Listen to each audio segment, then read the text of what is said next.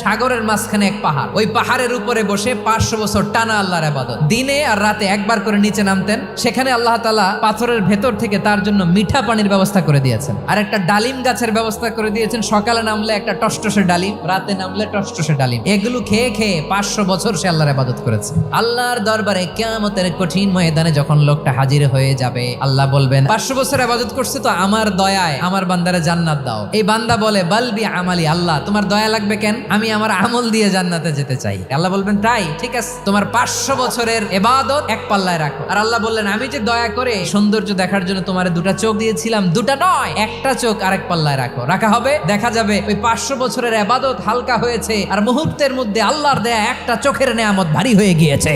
ফলাফল দেখো, হিসাব বলে তুমি এখন জাহান্নামে যাবা, যাও এবার জাহান্নামে যাও। এবার লোকটা কাচুমাচু করে বলে আল্লাহ এবার আমি বুঝতে পেরেছি তোমার দয়া ছাড়া দুনিয়ায় কেউ জান্নাতে যেতে পারবে না।